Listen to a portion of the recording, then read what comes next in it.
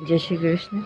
सर्वकर्माणि मनसा संन्यस्तास्ते सुखं वशी नवद्वारे पुरे देहि नैव कुर्वन्न कार्यन्।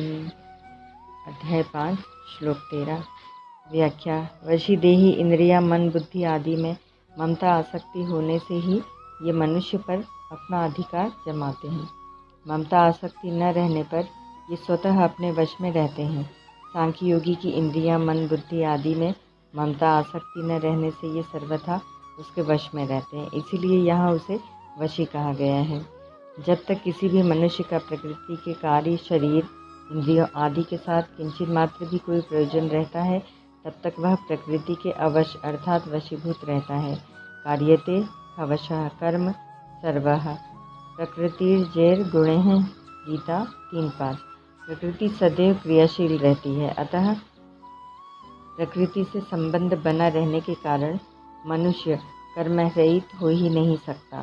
परंतु प्रकृति के कार्य स्थूल सूक्ष्म और कारण तीनों शरीरों से ममता आसक्ति पूर्वक कोई संबंध न होने से सांख्य योगी उनकी क्रियाओं का कर्ता नहीं बनता। यद्यपि सांख्य योगी का शरीर के साथ किंचित मात्र भी संबंध नहीं होता, तथापि लोगों की दृष्टि में वह शरीरधारी ही दिखता है, इसीलिए उसे देही कहा गया है। नवद्वारे पुरे।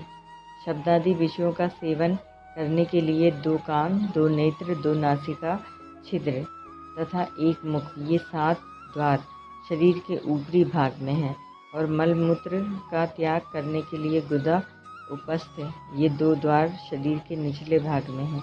इन 9 द्वारों वाले शरीर को पुर अर्थात नगर कहने का तात्पर्य यह है कि जैसे नगर और उसमें रहने वाला मनुष्य दोनों अलग अलग होते हैं, ऐसे ही यह शरीर और इसमें रहने का भाव रखने वाला जीवात्मा दोनों अलग अलग हैं।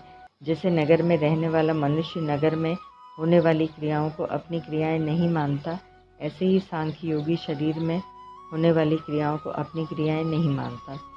सर्वकर्माणि मनसा संन्यस्य। इसी अध्याय के 8वें 9वें श्लोक में शरीर इंद्रिया मन बुद्धि और प्राणों के द्वारा होने वाली जिन 13 क्रियाओं का वर्णन हुआ है, उन सब क्रियाओं का बोधक यहाँ सर्वकर्माणि पद है। यहाँ मनसा संन्यस्त पदों का अभिप्राय है। विवेक पूर्वक मन से त्याग करना। यदि इन पदों का अर्थ केवल मन से त्याग करना माना जाए तो दोष आता है, क्योंकि मन से त्याग करना भी मन की एक क्रिया है, और गीता मन से होने वाली क्रियाओं को कर्म मानती है। शरीरवाण मनोभीर्यत कर्म प्रारब्धे नरः 18-15। शरीर से होने वाली क्रियाओं के कर्तापन का मन से त्याग करने पर भी मन की त्याग रूप क्रिया का कर्तापन तो रह ही गया।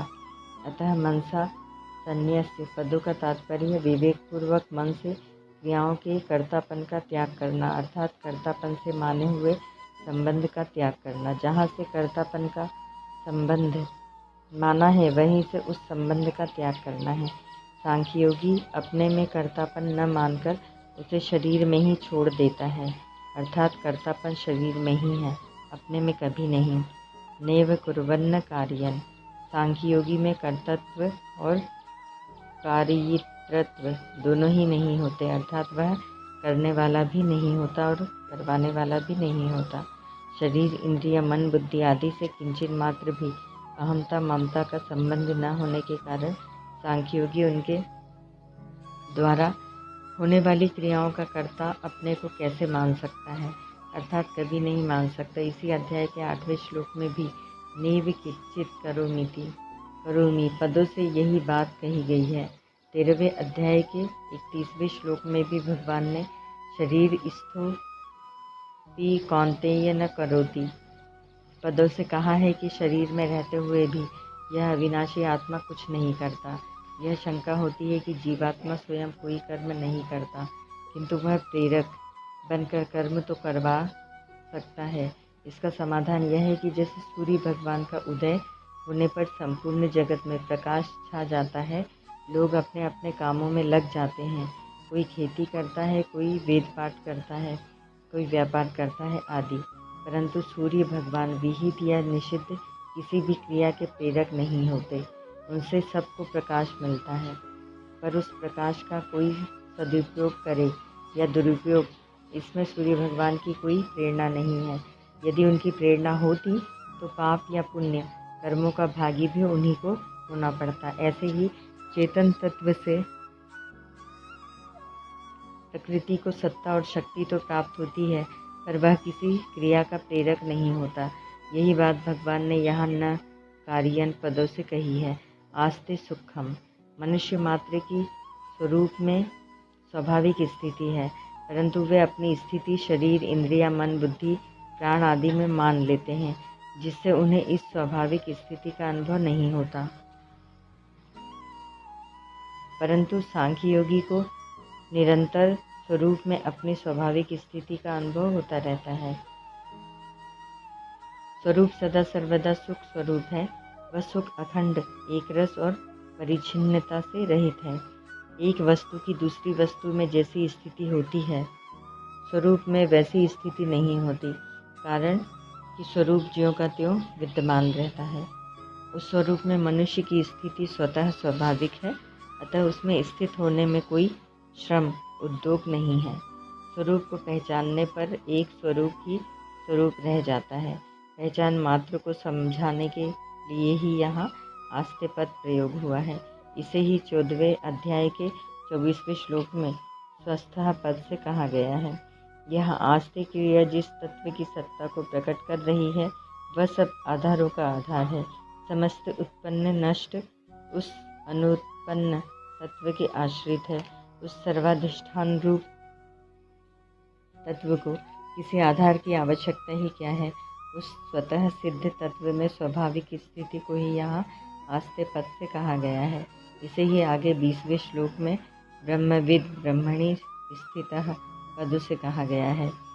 परिशिष्ट भाव ने कुर्वन्न कार्यन, तत्व प्राप्ति में करने का भाव ही बाधक है।